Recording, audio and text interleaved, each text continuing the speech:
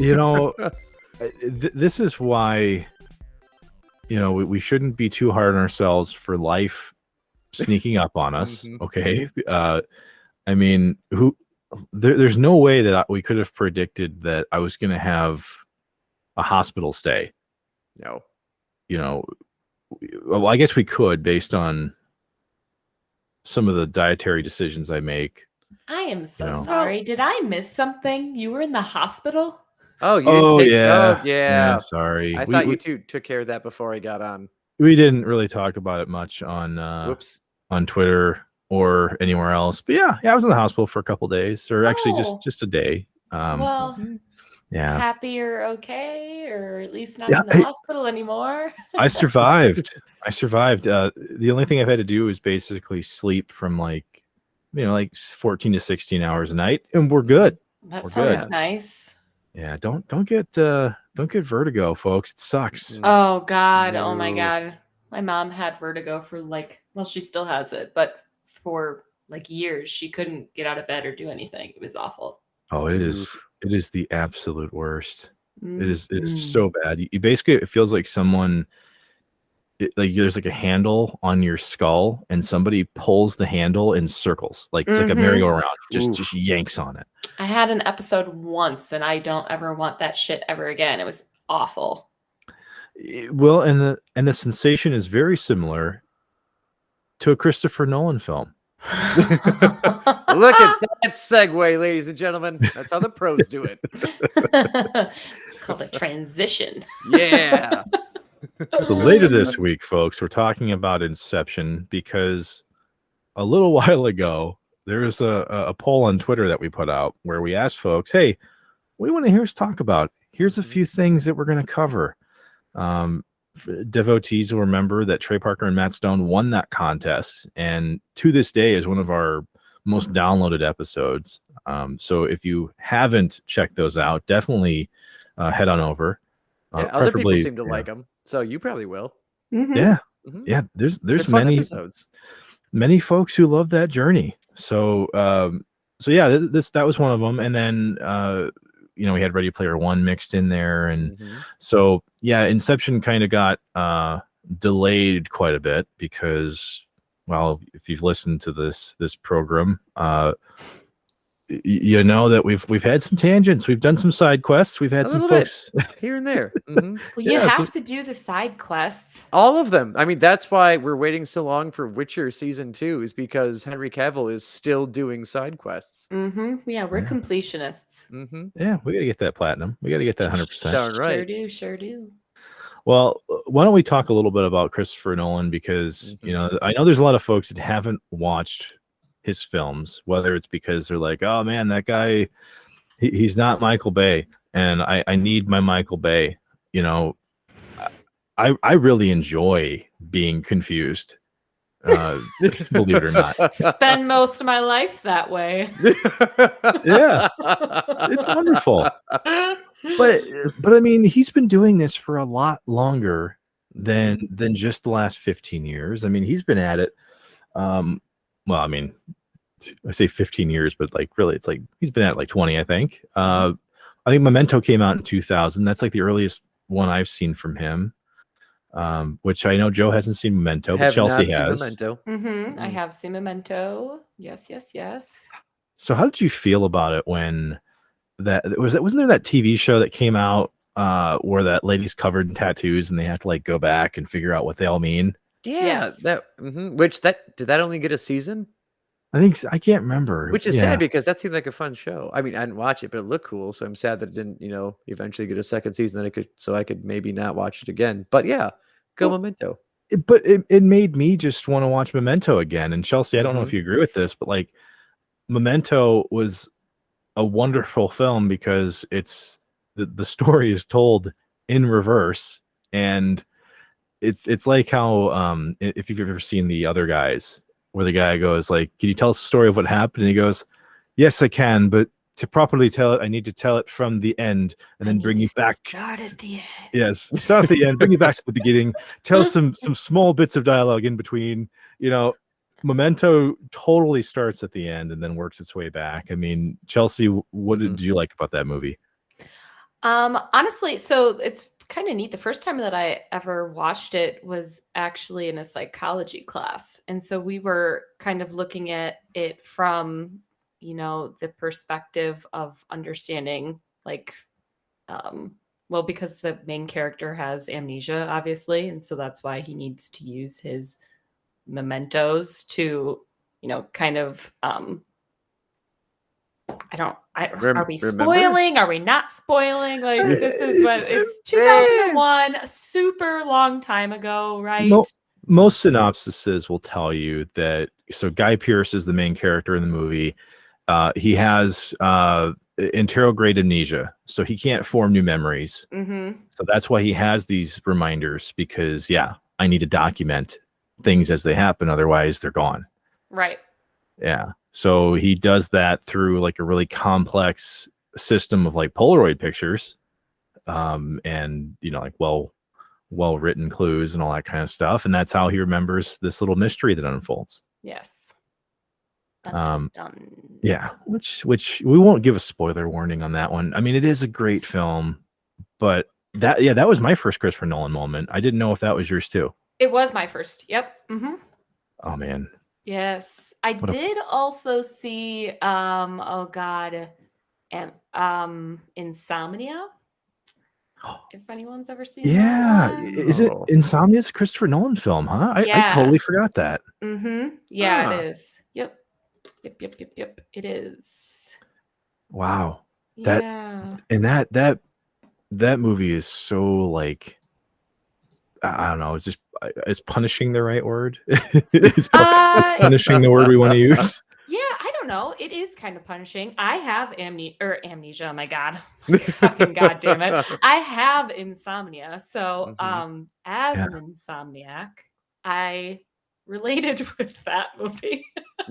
Maybe not to quite of like the like losing your mind type of route, but I felt that guy's struggle for sure. Yeah, Al Pacino, good old Al. I mean, I would have assumed that you had amnesia too, because I noticed that your special defense is pretty high. So so true. Pokemon jokes. Well, this one's actually kind of it's an interesting Christopher Nolan film, not just because of it being a solid one, but it's actually a remake of another. I think it's the same name. Geez, when did this come out? Because I remember this movie came out like early 2000s, but the remake was like 97. I want to say it was a foreign film. Yeah. Oh. And so I've not. So I know what you're talking about. I've not seen the original. But yes. Yeah, I mean it's for Christopher Nolan. It's not quite as I'm trying to figure out the words here. I mean, it's about a murder. So Joe, we're not going to tell you everything here because I mean that spoiled the fun. Yeah. Or maybe you could, and I would figure out if that sweet murder mystery you've probably been planning is actually original idea, or Christopher Nolan just put it into my head years ago from watching his movies. It feels uniquely different from the rest of the catalog that I'm familiar with, because this is like a murder mystery. It takes place in like, isn't it like remote Alaska, Chelsea? Yeah. Yes. Ooh. And it's when basically it's like 24 hours of sunlight. Like it's that time of year where there's just no nighttime. Ooh. Yeah. Which is a big part of the reason why this dude can't get any sleep. Yeah. That's unfortunate. Yes. Yeah. 30 days a night, baby. I was gonna say, thankfully that this means the vampires won't come, at least during that movie. So he got lucky to miss out on vampire season, which with Halloween coming up, I feel like that's something we need to wade into. The Darkest Night or we vampire should, season. We should wade into 30 Days a Night, but I mean, I think so, yeah. Which, I mean, by the way, since tomorrow is the first day of October, obviously this is not being recorded at the same, whatever. I just plan on blasting Marilyn Manson's cover of This Is Halloween the whole day. Oh God. Nothing else. I'll be sitting there supposed to be teaching. My kids will be taking a math test, and it's just, This Is Halloween. Well, there you go. And over and over. It's gonna be great. Good day. Good day tomorrow. This movie was actually really well reviewed, if I remember correctly, because basically everybody loves Al Pacino. He did a really good job in this one. And it's you can't make a Christopher Nolan movie and not have it be a smart one. Like, it's a smart movie. The psychological aspects of it are very, very strong. And yeah, I respect the movie. That's why I don't want to give it away. Right. Yeah. Especially if folks haven't seen it. It's just basically imagine a murder mystery, but Christopher Nolan's at the helm. Like, if we're just gonna be literal, like I would much rather have a thriller where I don't feel like I know what's gonna happen, as opposed to pretty much every procedural we've seen since then. Right. And honestly, Insomnia, if we're kind of touching back on Inception, it's just really nothing like that. Like, it is still like a kind of a psychological thriller, but it doesn't have the same like twists, and it's not designed to like fuck with your reality. Yeah. It's just good storytelling. Yeah, which I think kind of leads us into the next pit stop that I think some folks are actually going to be familiar with. If we move on from Insomnia, obviously everybody knows the Dark Knight trilogy and everything. So we may not spend a ton of time there, but one of my favorite movies is The Prestige. Yes. I'm guessing Joe has seen it based off of that response. I have. I did see that one. Joe, what do you like about The Prestige? More than once. I think probably my favorite part about this is that you have Hugh Jackman in there, which, if you're unaware, there are only two things on this planet that are 80% muscle. One's a shark, the other is Hugh Jackman. So when that guy just comes out saying that this is the greatest show, stop it right there. You don't need anything else. Which really is hilarious in this movie, because it's a story about two magicians. Yeah. One who is an excellent showman, and one who is a great technical magician, but sucks on that side of being a showman. Yep. So like they're separate parts of the Venn diagram that don't overlap. And so it is an interesting story. That's also adapted from a novel, actually. Oh, nice. Yeah, so this was actually a book that came out in 95, I want to say. I know it was like pre Super Bowl 31 Packers victory. That's how I always remember it. Yep, that's how all Wisconsinites keep track of time. Like, between which Super Bowl win did this take place? Hey, honey, when did this movie come out? Oh, that came out there before 32. 32. Oh, okay. Oh, yeah, there. So, okay, Chelsea, I don't want to give this away too much for it, because we paid respect to the folks that haven't seen Insomnia, but you haven't seen The Prestige. Is that this is correct? Okay, so fortunately we haven't given away too much, Joe. No, but basically you've got, again, like, competing magicians. You have Christian Bale is the more technical magician, but not the greatest showman, whereas Hugh Jackman is much more of the showman.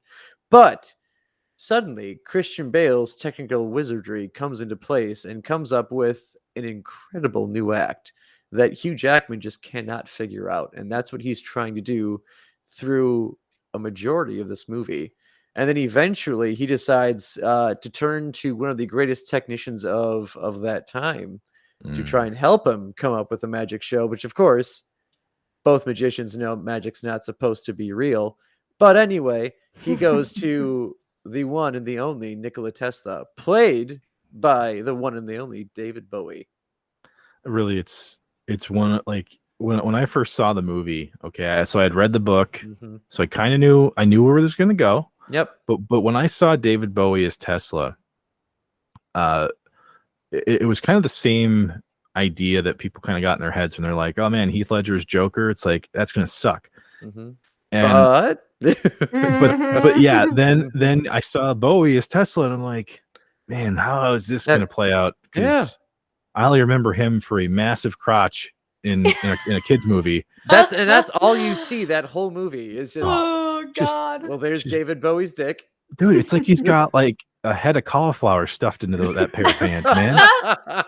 Yeah, but in The Prestige, he's killing it. He plays the role so well. And yeah, so to Joe's point, yeah, like it's madness trying to figure out for Hugh Jackman's character. He's trying to figure out how he can trump this act. Yep.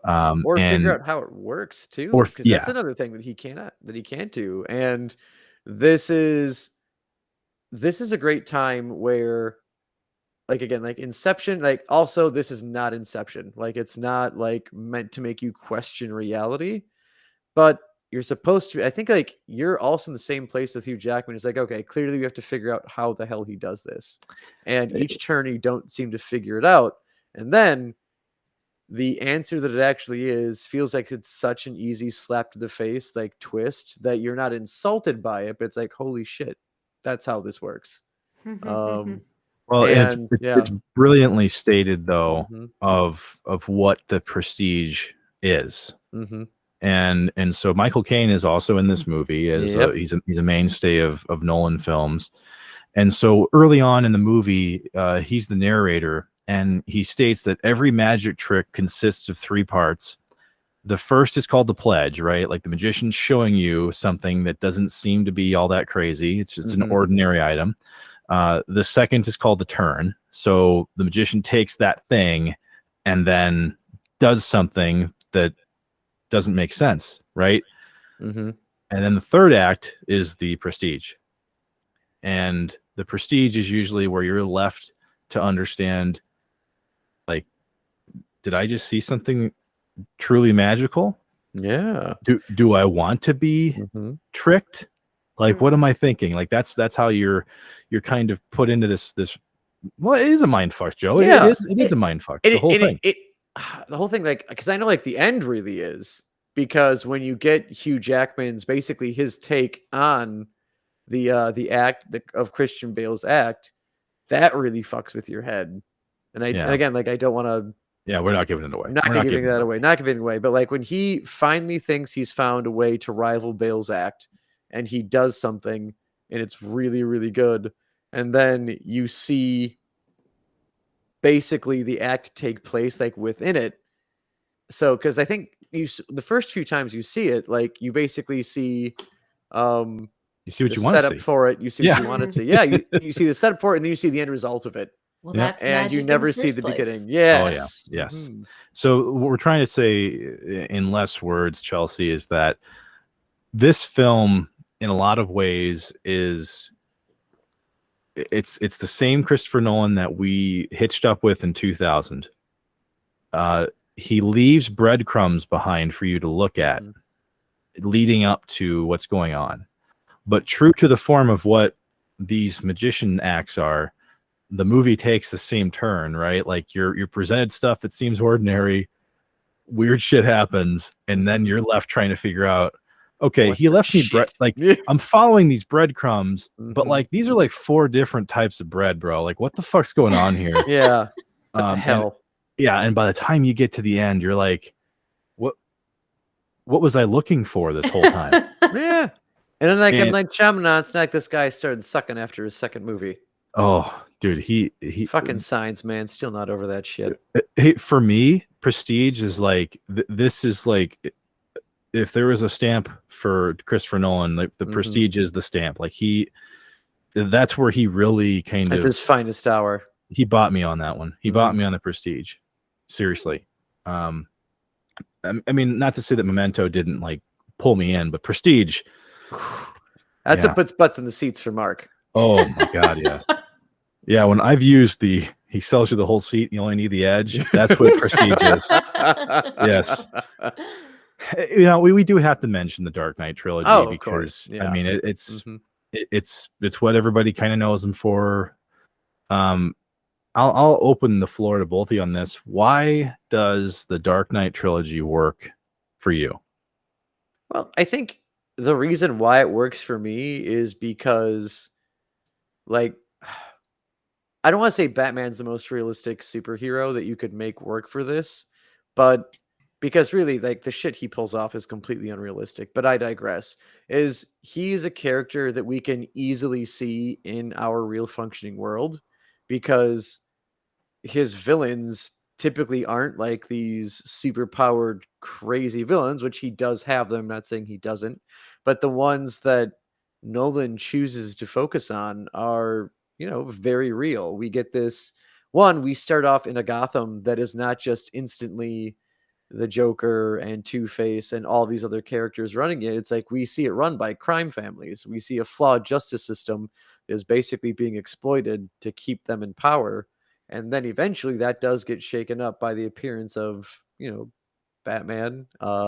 And definitely when Heath Ledger comes into the second movie as the Joker, which is still like I know like Joaquin Phoenix did an amazing job as the Joker in his movie, and obviously he wins the Academy Award for it. And but like I don't know, like Ledger's version of the Joker was just incredible. Mhm. So like I guess it was honestly it was a perfect storm of incredible writing for those movies, um, brilliant acting choices, and again, like it makes Batman, who is truly an unbelievable character, very believable.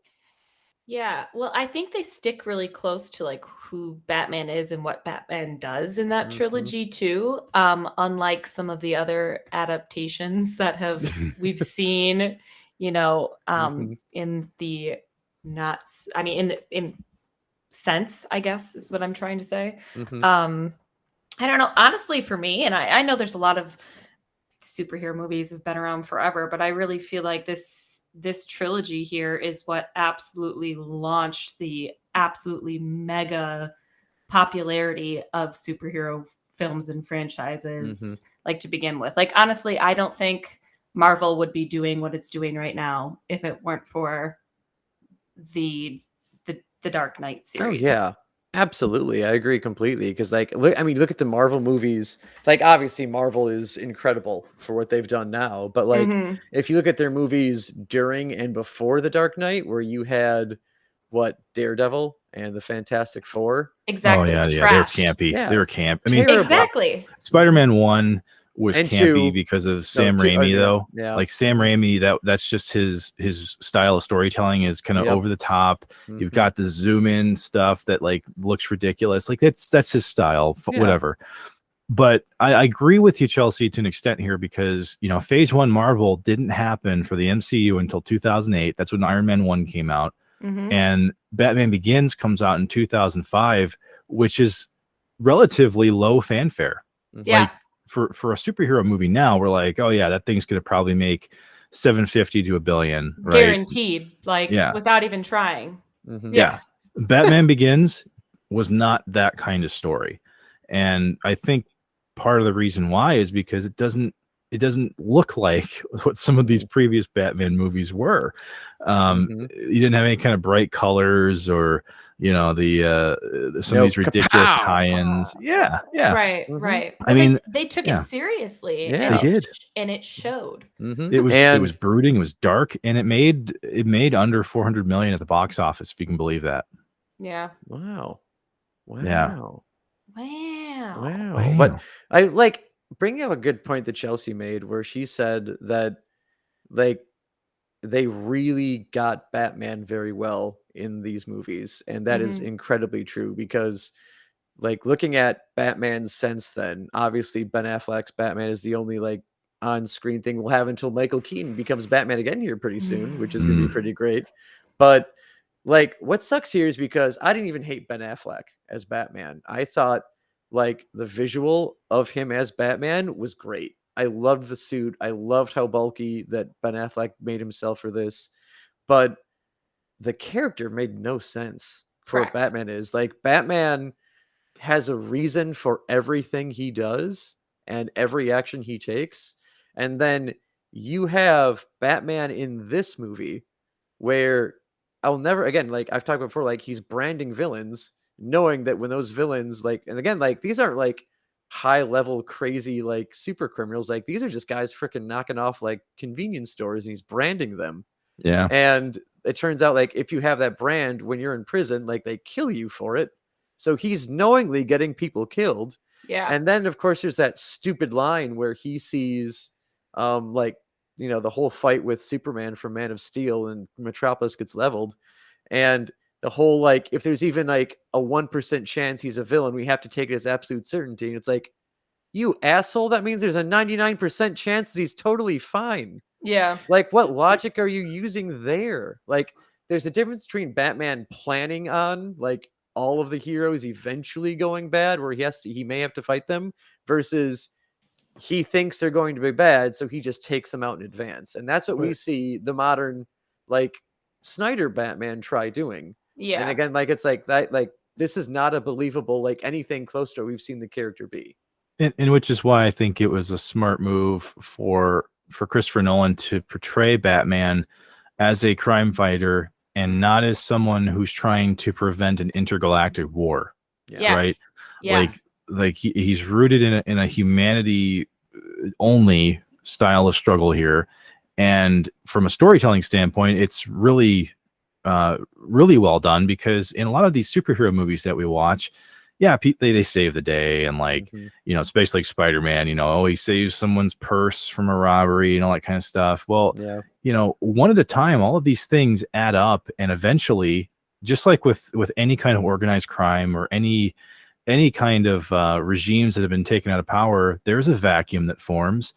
Somebody else steps into that, and so it really makes the justice aspect of this, you can feel just how daunting it is for Batman. Yes. Like he has to sacrifice so much, he does so much to save the city, and then it's back to shit 10 minutes later. Yep.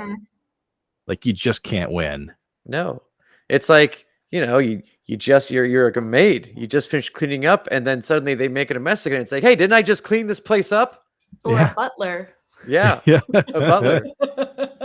I was going off of an Incredibles reference, but hey. Yeah. Yeah. Oh, But I mean, God. I mean, so you can debate, you Mhm. know, The Dark Knight Rises, because Oh, I think a lot of folks, I don't disagree with them. I mean, that's Yeah. probably the weakest of the trilogy. Mhm. It's incredibly hard to follow up The Dark Knight with The Oh, Dark yeah. Knight Rises. And especially when The Dark Knight Rises wasn't even Nolan's like original plan to end the end of the series.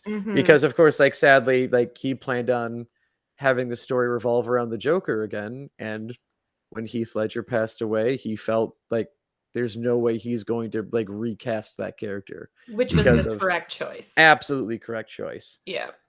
Yeah.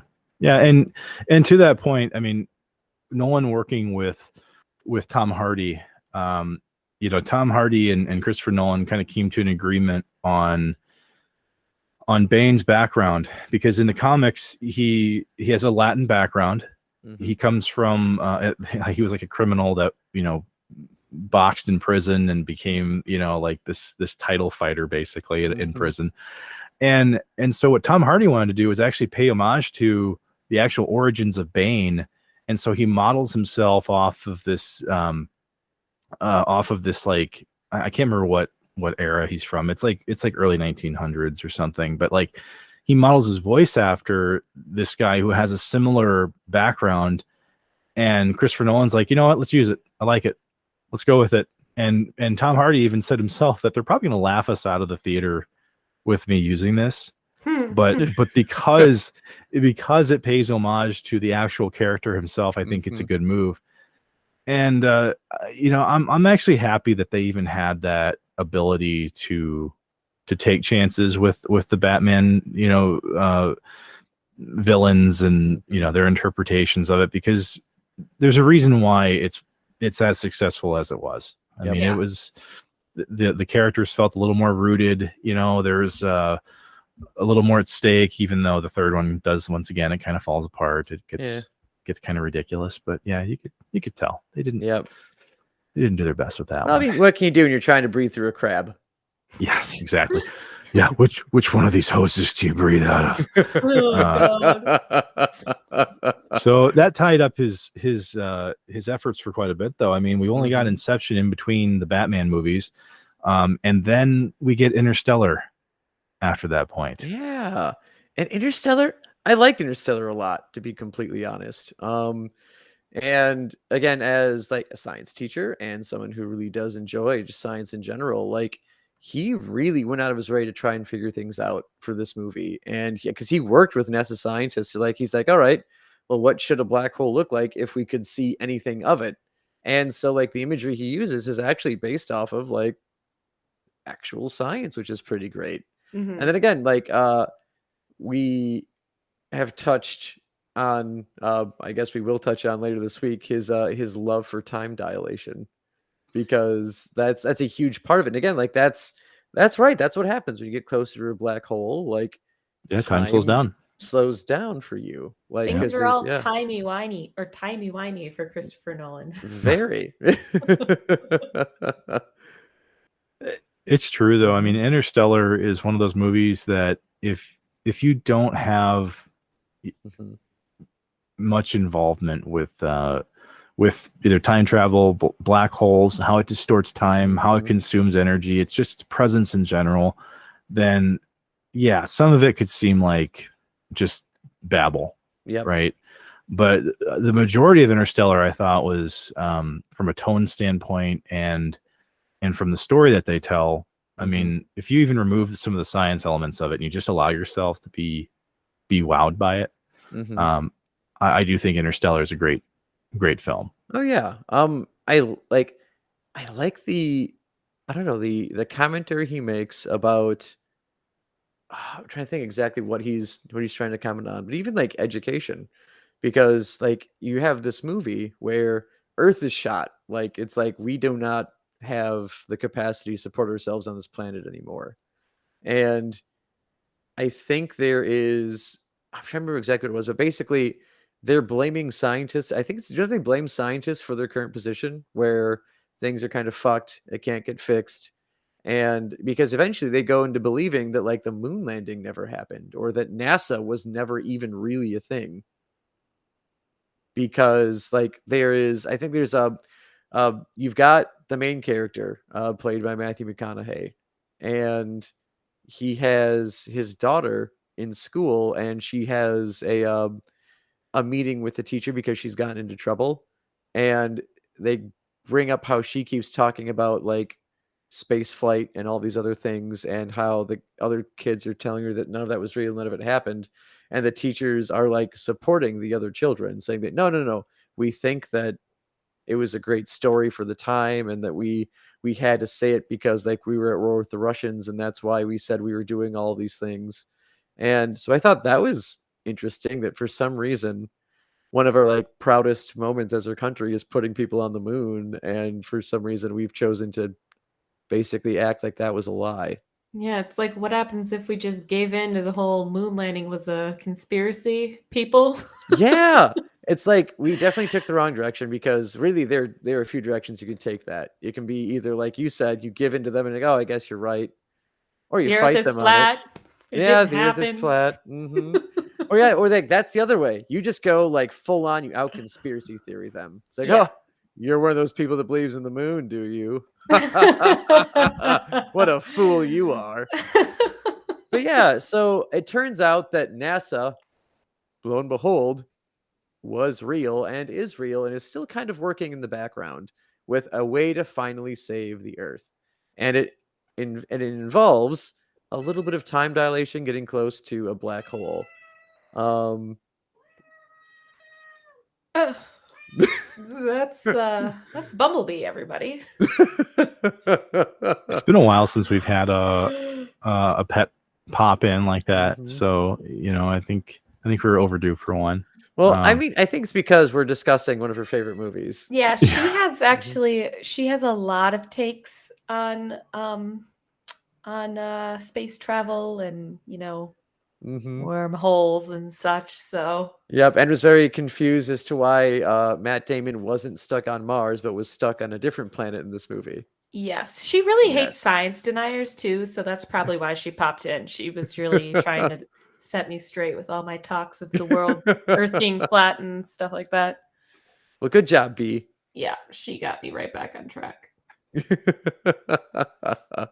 But well, yeah. yeah, Mhm, Interstellar definitely excels because it does balance science really well with a story between a father daughter relationship. mhm. Um, and similar to what happens in Inception, you've got a father son relationship that weaves into that. And so I think overall, yeah, I mean, the emotional gut punch that's there is really well done, which kind of takes us into the projects that he took on after Interstellar. Yeah, which, before we get to that, one bad confession, and I'm very mad that I don't realize this. Was it Bryce Dallas Howard in Interstellar, or was it Jessica Chastain? Chastain, I'm pretty sure. Yeah, Jessica Okay. Chastain. Yep. My apologies to Jessica Chastain and both Bryce Dallas Howard. Well, they look very similar. Yeah. You are not the first person to make that mix up. And I think the great Jeff Goldblum did that on his own show with Bryce Dallas Howard on it. So Ouch. I guess it's fine. Well, I know what? I definitely read an article one time about Ron Howard running into Jessica Chastain out in like public, seeing her from behind and saying to someone, "Oh, I think that's Bryce." So okay. it's okay. I feel better if her own dad has made this mistake. Yeah. So it's a thing. Well, mistaking your child for someone else's side. Unfortunately, the latter side of Christopher Nolan's filmmaking is actually what I'm the least familiar with. Yeah, because I didn't catch Dunkirk, and I tried watching Tenet, and I've not been able to finish it. Ooh, ouch! You put a pin in that one, did you? I tried. I really did. I watched. Well, let me put it this way: I watched about 30 minutes, and I rewound those 30 minutes. Watched it again, and I was like, I am struggling here. And I've never had that happen with one of his movies before. Like, I'm not even trying to say it's like an intelligence thing or anything like that. Like, I just watched the 30 minutes and like, I can't get past this. And maybe at some point I'll revisit it. Maybe the three of us can gather and have a few beers and just get through it. But like, and it's not just me. There's many others who have watched Tenet and they're like, this is a hard movie to watch. Yeah, well, I mean, I haven't seen it, but I know like one of the gripes about it that I've heard is also the gripes that I think has been made about Inception is that they feel like it's complicated for the sake of being complicated, where he gets wrapped up in trying to make a convoluted plot instead of making an interesting one. Tenet definitely suffers from that. I don't think Inception suffers from that. I think Inception is very similar to Interstellar, where it's the right balance of things that like could be confusing, but eventually you're going to get over time. Yeah. Like with Tenet, I mean, I've been with this guy watching his movies now almost 20 years and I can't get through it. Like, ouch. Like that's where I'm like going, is it me? Is it you? Like, ooh, yeah. Come on. Who's to blame? Don't know where to go with this breakup. Yeah. I'm willing to accept some blame here, I've confessed a few things in my journal that I keep in my hope chest, but dude, I can't I can't meet you in the middle on this one. So well, I mean, you can't knock it out of the park every time. Hell, you can't even get on base every time. So yeah, not everyone's gonna be a banger. Yeah. But you know what though, I think it's still a fun thing to celebrate though, is the fact that we've got kind of a once in a lifetime director here who does take chances. He's proven it from the early stuff that we remember all the way up until now. I would be concerned if Christopher Nolan all of a sudden like finishes the Dumb and Dumber trilogy, like this is the kind of stuff that I think he'll keep doing. And I mean, most of it manages to be entertaining. So I think that's enough for me to say like I'll give 10 another shot. But the fact that he's been doing this for 20 years and consistently finds ways to like shake things loose in our brains that we just haven't used in a while, I think that's really probably the most important thing I can say about that guy.